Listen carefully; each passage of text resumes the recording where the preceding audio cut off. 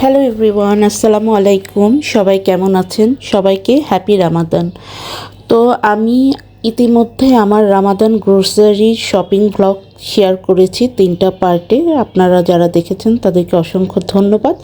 আর যারা এখনও দেখেননি চাইলে আমার চ্যানেলে যেয়ে দেখে আসতে পারেন।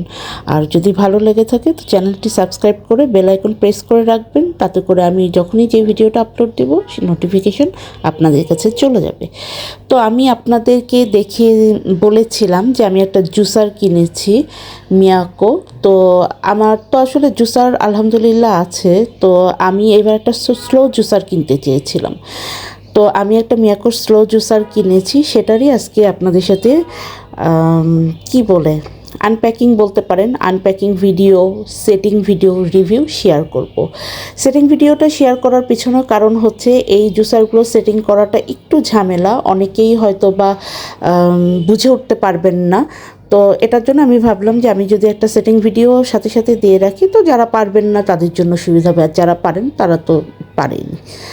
তো এই যে আমি হচ্ছে হোলসেল ক্লাবে যেই দিন গ্রোসারি শপিং করেছি ওই দিনই আমি আপনার ওখানে যে একদম বেসমেন্টে যেই বড় কোকারিজ ইলেকট্রনিক্সের যেই শোরুমগুলো আছে, বড় বড় যেই শোরুমগুলো আছে ওখানকারই যে কোনো একটা শোরুম থেকে আর কি এই জুসারটা নিয়েছি। প্যাকেটের গায়ে মানে নাম লেখা আছে, তবে শোরুম সম্পর্কেও আমি রিভিউ করেছি আমার গ্রোসারি ভ্লগগুলোতে, আপনারা চাইলে সেগুলো থেকে দেখে এবং জেনে নিতে পারেন। এই শোরুম সম্পর্কে আপনাদের একটা ধারণা হবে। এখানে আর কথা আমি না বাড়াই।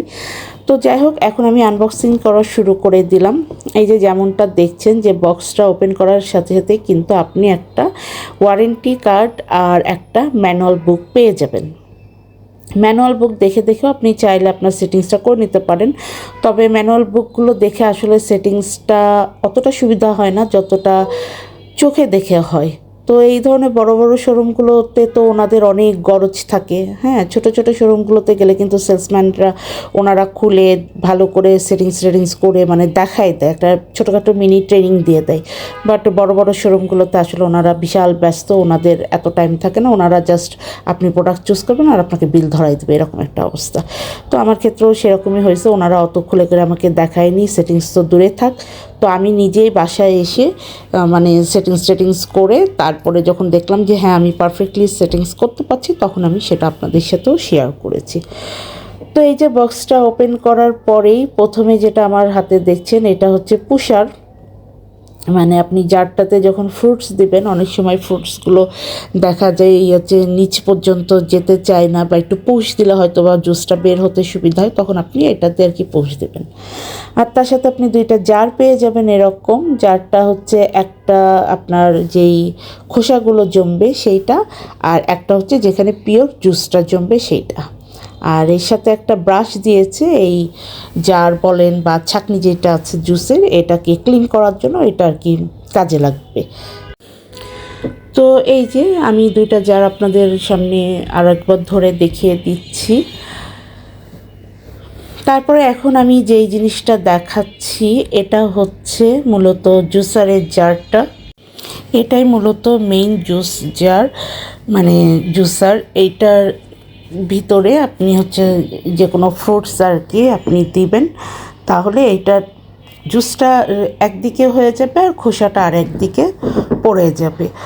আর এটার ব্লেডটা কিন্তু স্টিল ব্লেড না, কারণ এটা স্লো জুসার এই কারণেই, কারণ জুসটাকে আপনার প্রেশার ক্রিয়েট করে নিংড়ায় বের করাকে যেটা বলে সেটা হবে।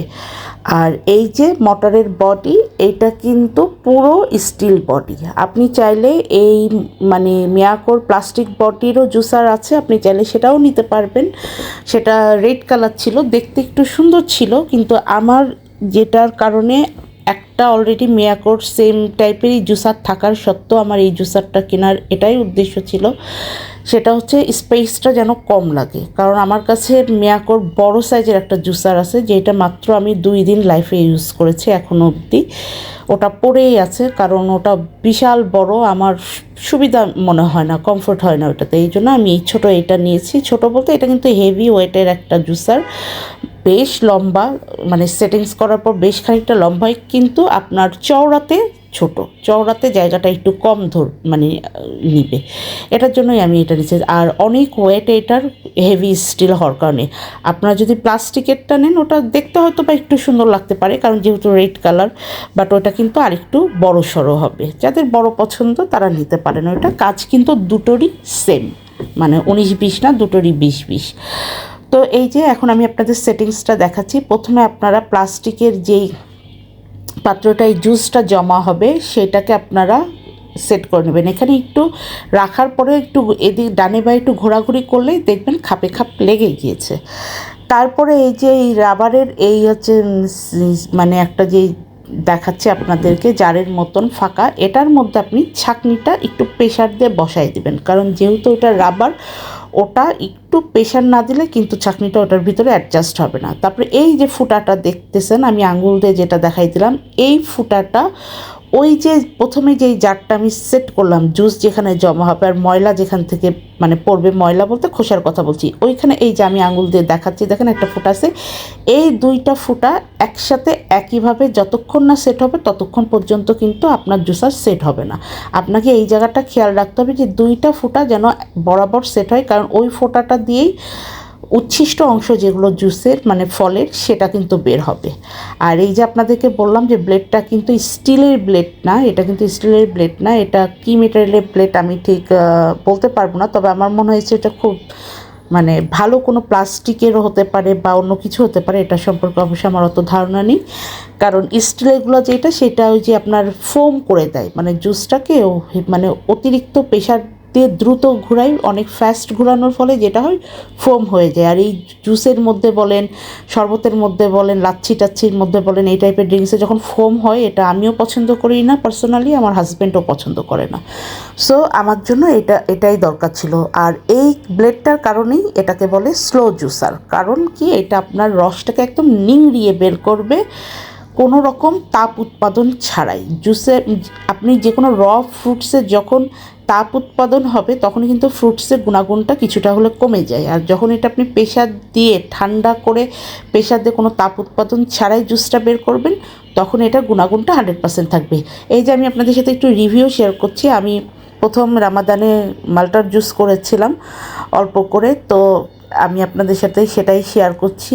আলহামদুলিল্লাহ খুব সুন্দর হয়ে বেড়েছে। আর এই যে দেখেন, একটুও কিন্তু ফেনা হয়নি, হ্যাঁ একটুও কিন্তু ফ্যান হয়নি। আমি যে আপনাদেরকে বলি যে আমার ভিডিওগুলো যারা দেখবেন তারা একদম অথেন্টিক রিভিউ পাবেন, 100% অথেন্টিক রিভিউ। তো এরকম আরও রিভিউ পেতে আমার চ্যানেলটি সাবস্ক্রাইব করে আমার চ্যানেলের সাথে থাকবেন। সবাই ভালো থাকবেন। আল্লাহ হাফিজ।